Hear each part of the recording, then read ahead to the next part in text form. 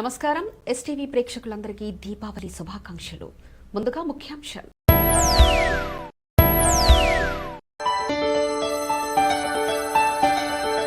దీపాల శోభతో మెరిసే ముంగిళ్ళు, సిరి సంపదలతో వర్ధిల్లు మీ నట్టిల్లు.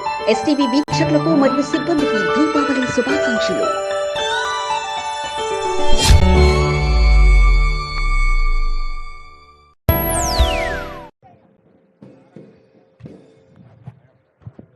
All the invitees are requested to kindly arise.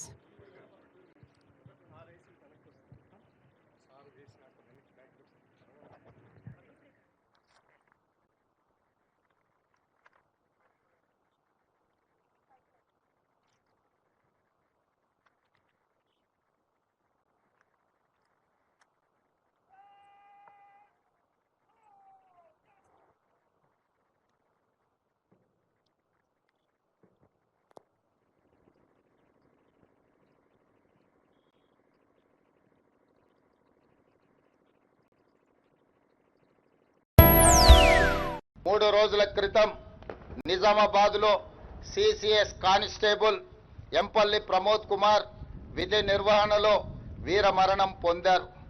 భర్త ప్రమోద్ను పోగొట్టుకున్న అతని భార్య ప్రణీతకు అతి చిన్న వయసులోనే తండ్రిని కోల్పోయిన అతని ముగ్గురు కుమారులకు వారి కుటుంబానికి ప్రభుత్వం అండగా ఉంటుంది. వారి కుటుంబానికి 1 కోటి రూపాయల ఎక్స్ గ్రేషియా, అమరుడైన కానిస్టేబుల్ పదవి విరమణకు వచ్చే లాస్ట్ పే డ్రాన్ శాలరీతో పాటు కుటుంబ సభ్యులలో ఒకరికి ప్రభుత్వ ఉద్యోగం, 300 గజాల ఇంటి స్థలం మంజూరు రాష్ట్ర ప్రభుత్వం చేస్తుంది.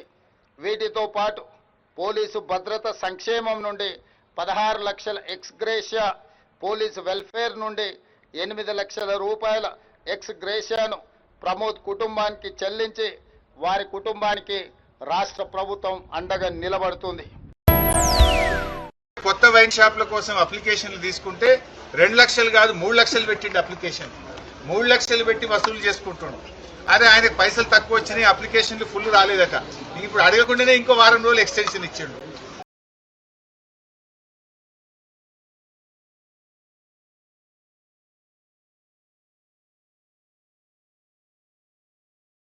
అంటే ఇంకా కొన్ని అప్లికేషన్లు రావాలి, ఇంకా కొన్ని దుకాన్లు పెట్టాలి, ఇంకా పైసలు సంపాదించాలి, జనం తాగాలి, ఊగాలి, రేవంత్ రెడ్డి కిట్టి నిండాలి. ఇంతేనా నీకు? ప్రజల మీద సోయి లేదు. మరి కేసీఆర్ కిట్ ఎందుకు అంతలేదు? బస్తీ దవాఖాన్ల జీతాలు ఎందుకు వస్తలేవు? బస్తీ దవాఖాన్ల మందులు ఎందుకు లేవు? బస్తీ దవాఖాన్ల పరీక్షలు ఎందుకు లేవు అని ఒక్కనాడన్నా రివ్యూ చేసినావా? మద్యం దుకాణాల గురించి ఇంకా దరఖాస్తులు అమ్ముర్రి, 3 లక్షలు ఫీజు పెట్టుర్రి, రేటు పెంచుండ్రి, పైసలు సంపాదించుండ్రి, దీని మీద మాట్లాడుతున్నావు తప్ప గరీబోల గురించి నువ్వు మాట్లాడతలేవు. ఆనాడు 15వ ఆర్థిక సంఘం కేంద్రంలో ఉండే ప్రభుత్వం అరే ఈ బస్తీ దవాఖానాలు చాలా బాగా పెట్టిండు కేసీఆర్, బాగుంది, దేశం మొత్తం తెలంగాణను చూసి నేర్చుకోండి అని ఆనాడు మమ్మల్ని ప్రశంసించారు. కానీ ఈనాడేమైపోయింది? బస్తీ దవాఖానాలకే సుస్థి పట్టింది. పనిచేసే సిబ్బందికి వైద్యం లేదు, గోళీలు లేవు, పరీక్షలు లేవు.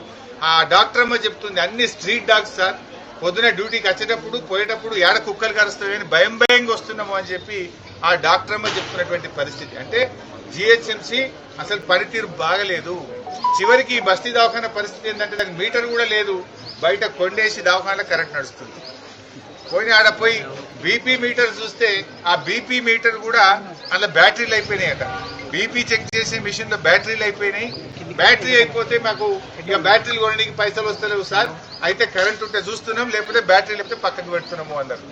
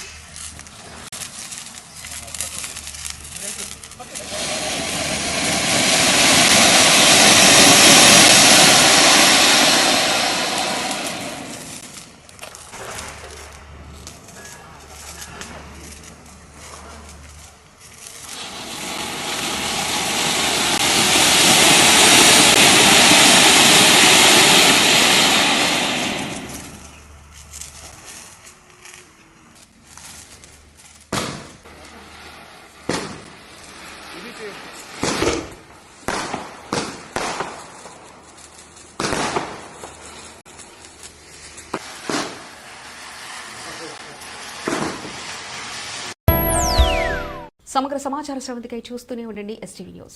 ఇవి ఇప్పటివరకున్న అప్డేట్స్. మరో బులెటిన్లో మళ్ళీ కలుసుకుందాం. నమస్కారం.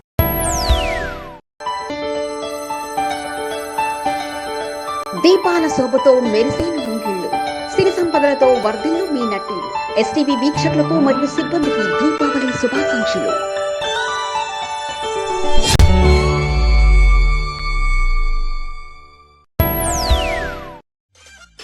మేము చేసే వీడియోస్ మీకు నచ్చినట్లయితే లైక్ చేయండి. అలాగే మరిన్ని ఇంట్రెస్టింగ్ అప్డేట్స్ కోసం మా ఎస్టీవీ